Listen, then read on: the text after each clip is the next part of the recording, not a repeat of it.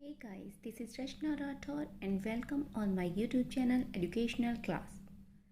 Guys एक बार हम फिर आपके सामने हैं और आज हम बात करेंगे Nelson Mandela long walk to freedom second part.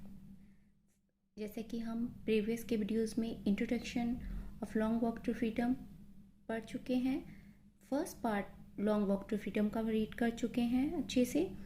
अब गाइस आज हम सेकेंड पार्ट समझेंगे one line by line word by word. Okay guys, then let's start.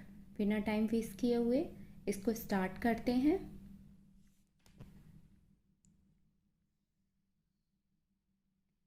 That day had come about through the unimaginable sacrifice of thousands of my pupils, whose suffering and courage can never be counted or rated.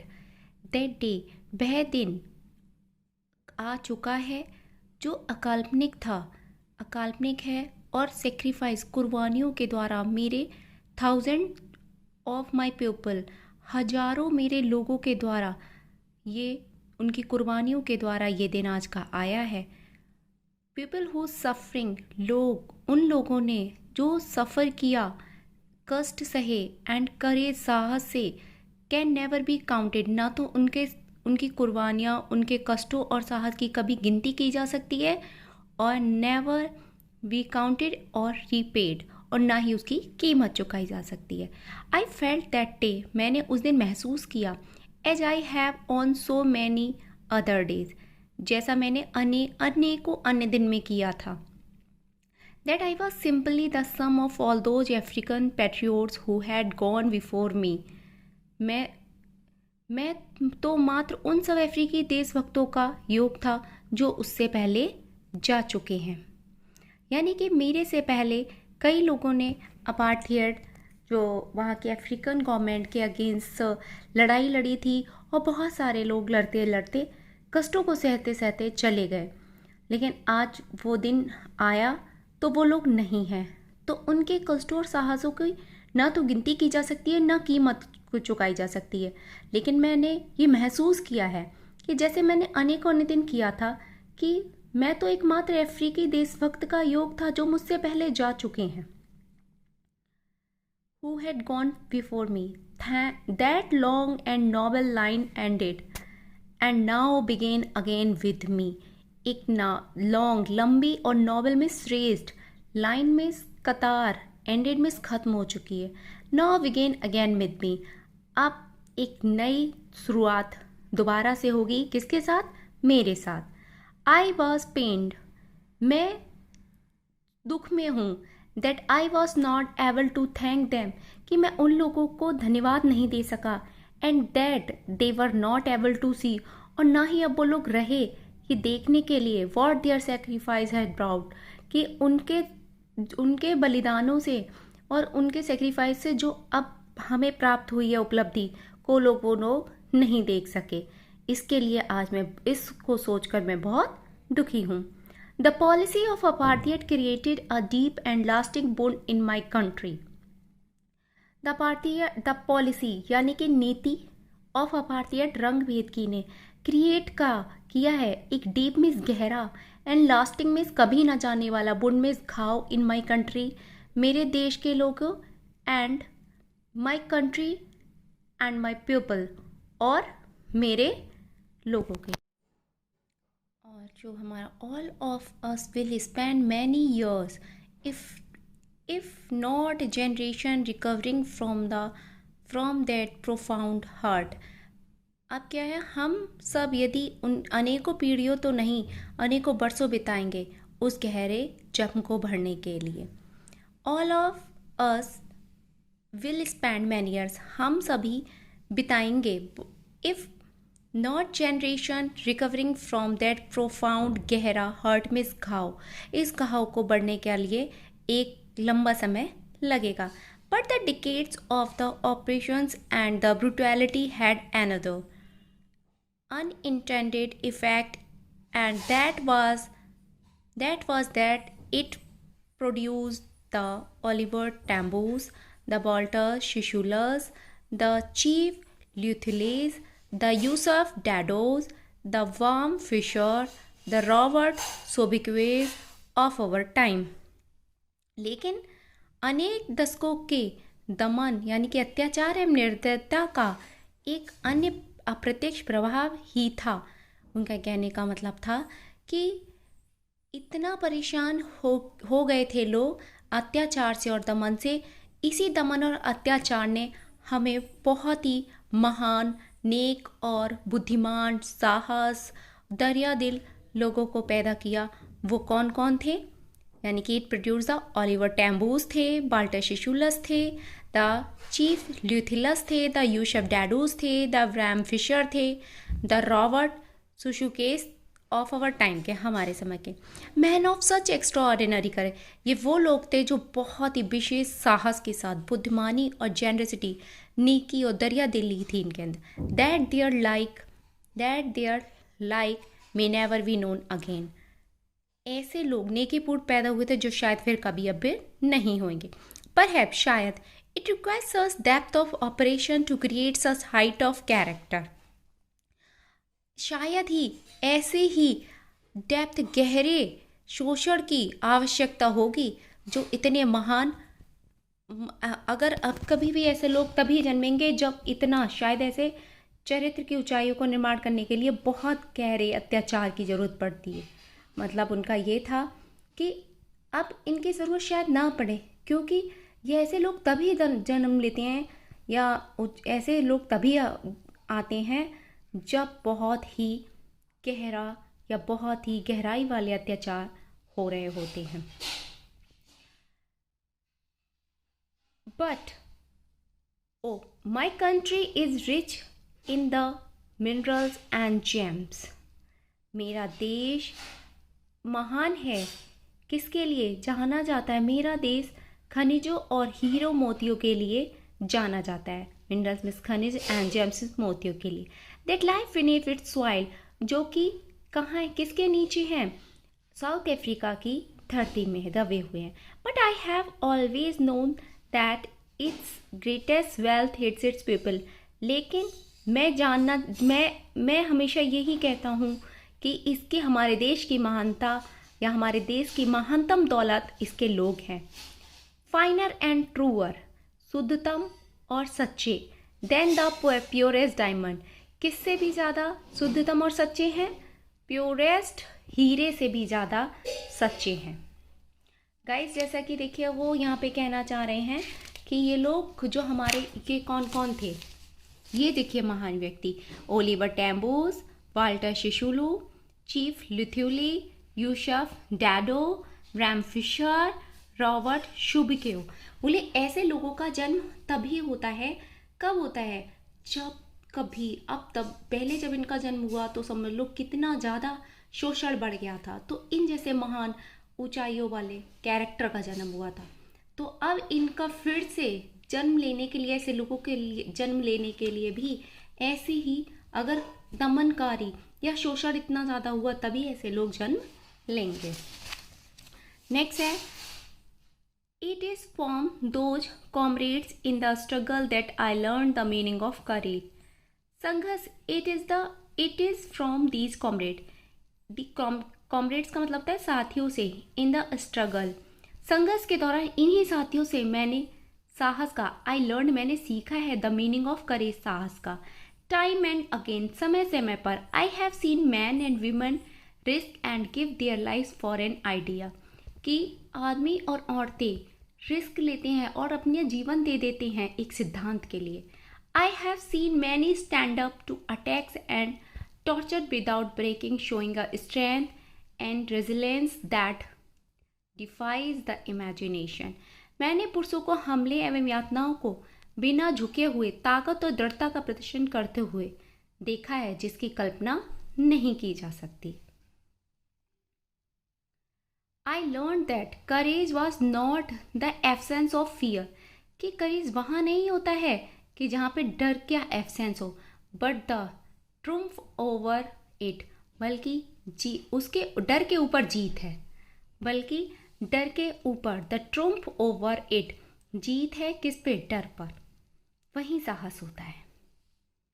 The brave man, कि अभी मान लीजिए मैंने सीखा कि साहस निडरता का होना नहीं है कि मान लो आप डर से डरते ही नहीं हो, ये एक साहस नहीं है, बल्कि डर है फिर भी उस पर विजय प्राप्त करना ही साहस है। The brave man is not he, बहादुर आदमी वो नहीं है who does not feel afraid, जो डरता ही नहीं है, बल्कि he who conquers that fear, बल्कि बहादुर वो है जो डर पे विजय प्राप्त कर ले, जो कॉन्कर मीन्स जीत, जो डर पे विजय प्राप्त कर ले। मान लीजिए एक वो है जो किसी भी जगह पे चाहे शेर अजय गुजर चलता चला जाता है, यानी उसे डर ही नहीं लगता, वो डर नहीं है, वो साहस नहीं है, बल्कि साहस वो है कि हम डरते भी हैं लेकिन हम उसका डट कर सामना भी करते हैं। तो ये हमारी डर पर विजय प्राप्त करना। No one is born hating another person, कोई भी व्यक्ति जन्म से दूसरे व्यक्ति से हेट नहीं करता। No one is born hating another person because of colour, रंग से, ऑफ हिज स्किन, उसके स्किन के कलर से। कोई व्यक्ति ऐसा नहीं है कि वो जन्म पैदा हुआ और वो दूसरे व्यक्ति से उसके स्किन के रंग के आधार पर उससे नफरत करने लगा, और हिज बैकग्राउंड, उसकी पृष्ठभूमि के आधार पर या उसके धर्म के आधार पर वो नफरत नहीं करता। People must learn to hate, वो सीखते हैं नफरत करना। And if they can learn to hate, यदि वो इफ दे कैन लर्न, अगर वो सीख सकते हैं नफरत करना, they can be taught to love, तो उन्हें सिखाया जा सकता है, पढ़ाया जा सकता है प्यार। For love comes more naturally, क्योंकि जो प्यार है वो बहुत ही प्राकृतिक रूप से ह्यूमन के हार्ट में आता है, देन इट्स हेट की बजाय जो हमारा प्यार है नेचुरली ह्यूमन हार्ट में, मानवीय हृदय में पनपता है। Even in the grimmest times in prison, वो कहते हैं कि बहुत इवन यहाँ तक कि सबसे कष्टकारी गंभीरतम समय में is one of the grimmer in the prison, वो कहते हैं, वो अब यहाँ पे याद करते हुए कहते हैं कि जेल में सबसे भयानक या गंभीरतम समय में, व्हेन माई कॉमरेड, जब मेरे साथी and I were pushed to our limit, जब हमको यातनाएं दी जाती थी, I would see a glimmer, तो मुझे झलक दिखती थी ऑफ ह्यूमैनिटी की, मानवता की, in a one of the guard, एक गार्ड के अंदर हल्की सी मानवता की झलक जरूर दिखती थी, perhaps just for a second, शायद एक सेकेंड के लिए, but it was enough to reassure me and to keep me going, यही मुझे आश्वस्त करता था आगे चलते रहने के लिए कि जिस पथ पर हूँ चलते रहो। Man's goodness is a flame, man की अच्छाई एक लोह, एक चिंगारी है, दैट कैन बी हिडन, जो छुपी होती है, वट उसको कभी बुझाया, नेवर एक्सटिंग्यूज्ड, उसे कभी बुझाया नहीं जा सकता। इन लाइफ, जीवन में, every man has twins obligations, दो कर्तव्य जरूर होते हैं। ऑब्लिगेशन टू हिज फैमिली, कर्तव्य अपने परिवार के प्रति, अपने his parents, to his wife के प्रति, माता पिता के प्रति, एंड बच्चों के प्रति, children. He has an obligation to his people, और एक ऑब्लिगेशन अपने लोगों के प्रति, हिज कम्युनिटी, समुदाय के प्रति, हिज कंट्री, देश के प्रति।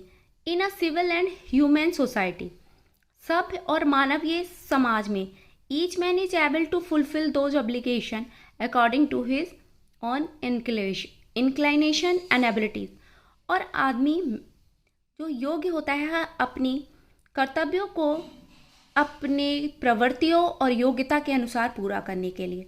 But in a country like south Africa, लेकिन साउथ अफ्रीका जैसे देश में इट वॉज ऑलमोस्ट इम्पॉसिबल, बिल्कुल भी असंभव था, for a man of my birth and colour, एक आदमी ऑफ जन्म से, colour, birth and colour, to fulfil both of those obligations, कि दक्षिण अफ्रीका में ऐसा व्यक्ति जो अपने लोगों के प्रति अपने कर्तव्य को पूर्ण करने की, मतलब जो एक मानव प्राणी की भांति प्रकार रहने का, रंग के व्यक्ति दोनों कर्तव्य को पूरा करने के लिए असंभव था।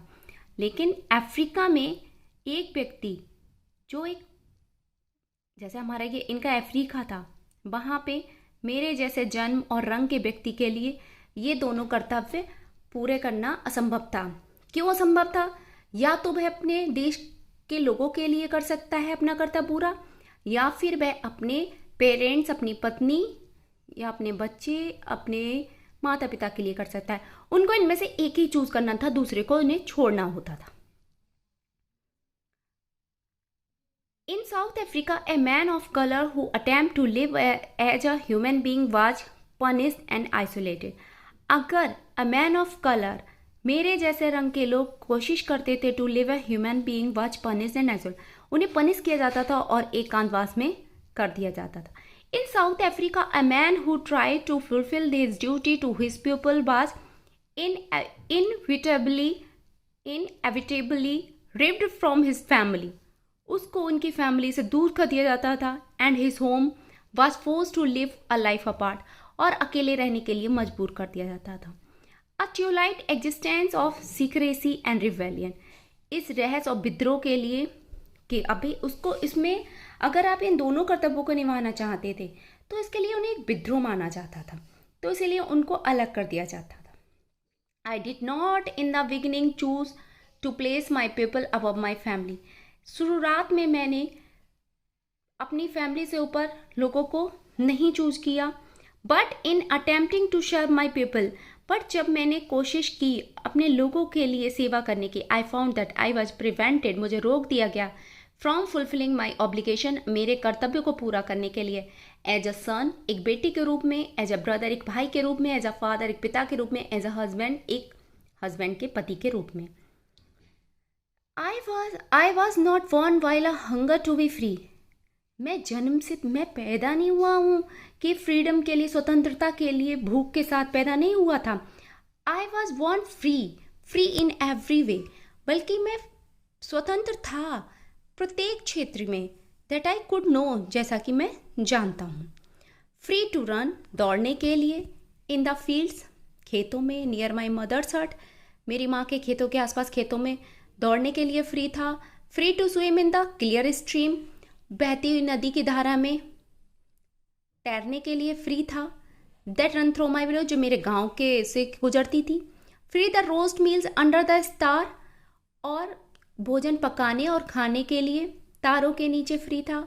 Ride the broad back of slow moving bulls, और जो हल्के धीरे वो बैल चलते हैं उनके चौड़ी पीठ पर सवारी करने के लिए फ्री था। एज लॉन्ग, जब तक, as I obeyed my father and abided by the custom of my tribe, लेकिन मैं तब तक ही फ्री था जब तक मैंने अपने पिता की आज्ञा मानी और अपने कबीले के रीति रिवाज के अनुसार चला। I was not troubled by the laws of man और गॉड, तब तक मैं परेशान नहीं किया गया बाय नियमानुसार आदमी और भगवान के द्वारा। It was only when began to learn that my boyhood freedom was an illusion. But only when मैंने ये जाना कि मेरा जो लड़कपन था, बॉयहुड था, फ्रीडम, स्वतंत्र, बॉयहुड की फ्रीडम, स्वतंत्रता थी, was an illusion, एक भ्रम था, एक छलावा था। When I discovered, जब मैंने खोज की, as a young man, एक नवयुवक के रूप में, that my freedom had already been taken from me, कि मेरा तो स्वतंत्रता पहले से ही छीनी जा चुकी है। that I began to hunger for it, तो क्या हुआ, मैंने इसके लिए छटपटाना शुरू कर दिया।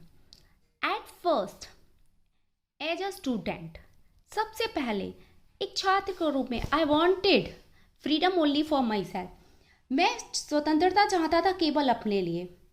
the transitory freedom, क्षणिक स्वतंत्रता, ट्रांसिटरी का मतलब होता है क्षणिक, फ्रीडम का मतलब स्वतंत्रता। Of being able to stay out at night, क्षणिक सी स्वतंत्रता बाहर रात गुजारने के लिए। Read what I please and go where I chose,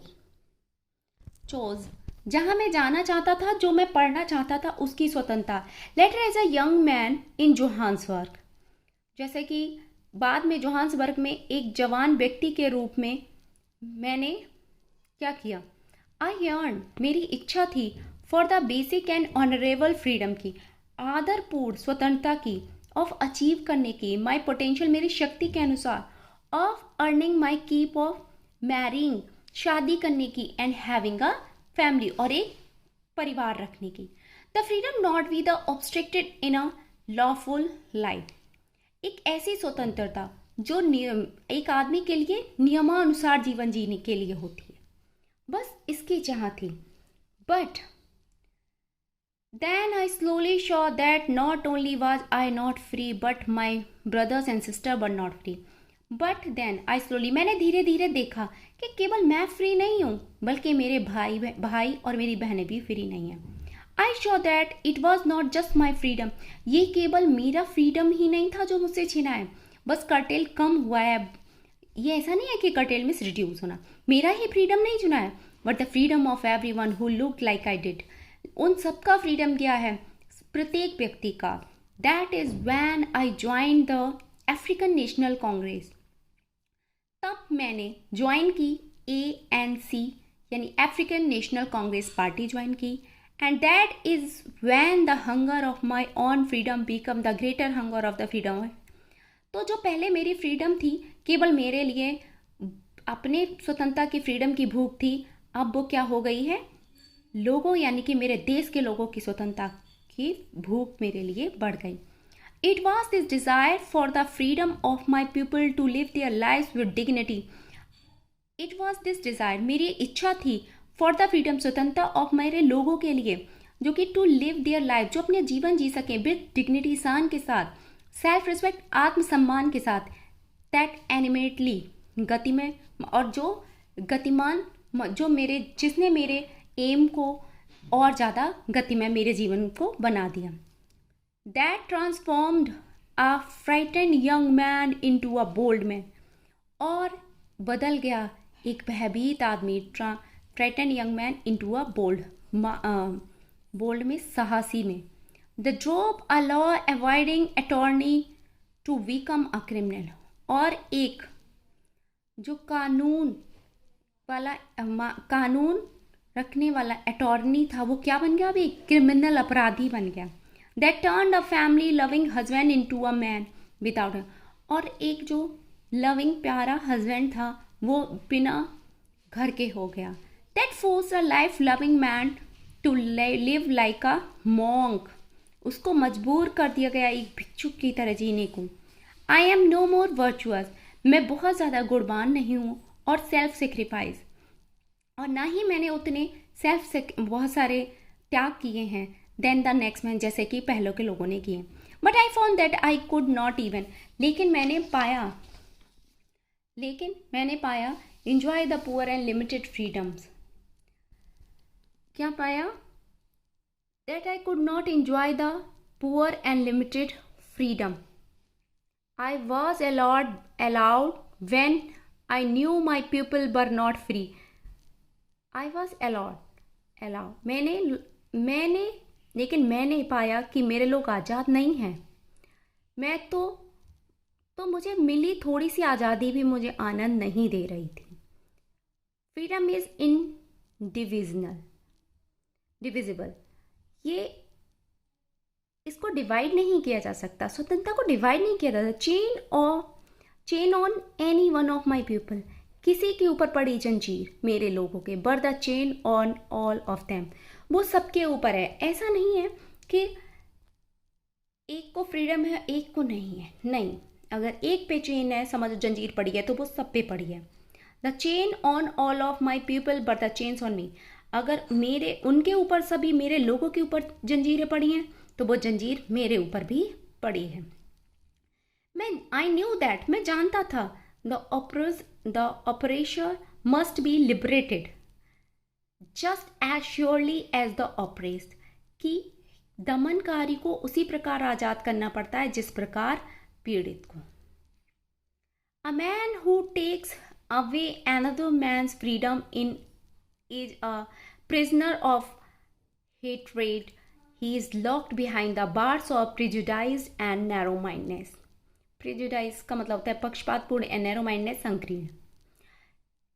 एक व्यक्ति जो दूसरे की आज़ादी का हनन करता है खुद नफरत का कैदी होता है। अब जैसे मान लीजिए कि एक व्यक्ति है, उसने दूसरे के आज़ादी पर बैन लगाया है, तो वो खुद भी उस नफरत का कैदी होता है। और जो व्यक्ति खुद हो रहा है गुलाम, एक तो मेरे हिसाब से यहाँ पे दोनों ही चीज़ें, उनका कहना था कि एक गुलाम होने वाला एक गुलाम बनाने वाला दोनों ही समान ही थे। एम नॉट, वह संकीर्ण दिमाग को पूर्वाग्रह की सलाखों में बंद होता था. आई am not truly free if I am taking away someone else freedom. मैं सही अर्थ में स्वतंत्र नहीं हूं यदि मैं किसी की आज़ादी छीनता हूं. अगर मैं कहूं किसी की आज़ादी पे कि यहाँ पे ऐसा मत करो ऐसा मत करो, तो नहीं, तो मैं कैसे हो सकता हूँ कि फ्री, कि आई एम फ्री? नो. अगर मैं किसी दूसरे की आज़ादी छीनता हूँ तब तक मैं फ्री नहीं हूँ. Just as surely as I am not free when my freedom is taken from me. मैं सही अर्थ में स्वतंत्र नहीं हूँ यदि मैं किसी की आज़ादी छीनता हूँ, उसी प्रकार जैसे कि मुझसे मेरी आज़ादी छीन ली जाए. The oppressed and the oppressor alike are robbed of their humanity. गुलाम यानी कि दमन करता और दमन करने वाला, दमन सहने वाला यानी गुलाम बनाने वाला, और गुलाम समान रूप से मानवता से डिप्राइव्ड मिस. ओ, रॉब्ड का मतलब होता है डिप्राइव्ड, यानी कि वंचित हो जाते हैं. किससे?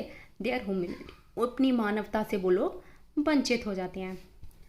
Guys, now this is a finish chapter. यहाँ पे फिनिश हो गया. This is a very lengthy chapter and it is a autobiography of Nelson Mandela. It's very interesting because in this story में उन्होंने वही अपार्थाइड के ऊपर पूरी के पूरी अपना जो उन्होंने दी बुक लिखी हुई है वो, और जिसने उन्हें संघर्ष किए, जो जो उन्होंने देखा, और उसके लिए इतना मतलब एक ब्लैक प्रेसिडेंट बनने के लिए फर्स्ट के लिए उन्होंने जो जो करा है वो सब इसके बारे में दिया है. गाइस, ये चैप्टर फिनिश हुआ. So don't forget like and subscribe, and if you have any query then give me a comment on comment box. So bye and